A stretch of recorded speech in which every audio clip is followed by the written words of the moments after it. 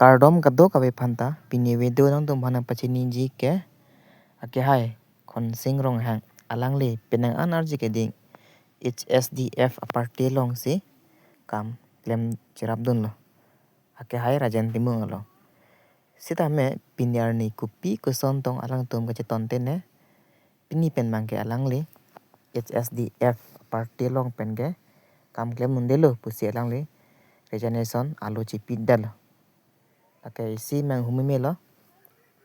athe HSDF party lage ajir ke ding opo party kalila non heads ke klang mila chiklo jon pho jon throk bazala same non leather tumsi jola son regeneration chi period patele ko son lo ake isi karbeng long seme chininang po karbeng long rat seme ang tum kupini kechok che the do Rajen Timung kupini kechok che the dung du kok silasun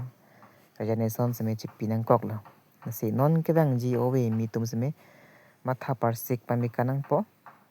koloso party pansili tum ninga che the nai ma apeng koloso party sa hok rata phan ke jam ma la sil tum changwai nang po nona son son dia HSDF pula so song non het ka pathai mi seme jo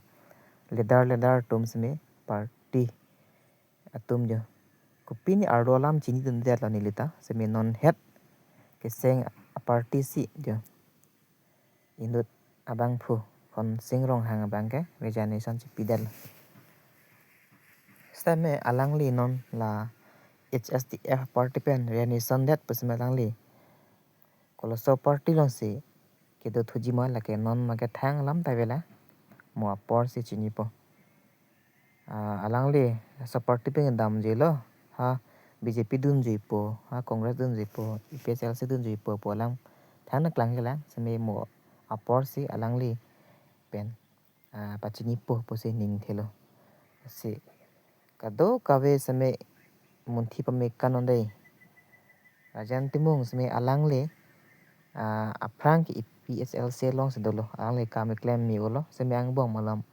kupini kechok che penajok alangli phan same PSLC party pen than petla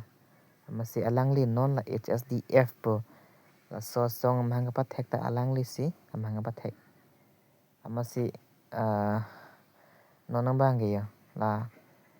HSDF party pangtang na putu mangsi pu Khonsing Ronghang bangge ne regeneration pidun de ini gi regeneration pidun de kopine kechok se the dung doi tumang bo seme non mage ang ton lam chin de la masi a video bang nili lansi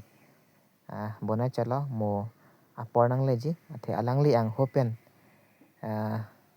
ningje vek alam klang da pon non ni sin ni pen se nang tum chong hong non nang tum la nili channel pen siang tum han ba klang pon po alangli prap jen pen non la lang so lam putha ni HSDF party tum keklem dam chok chelam alangli prap jen pen alangli paklar po pusining thelo kardom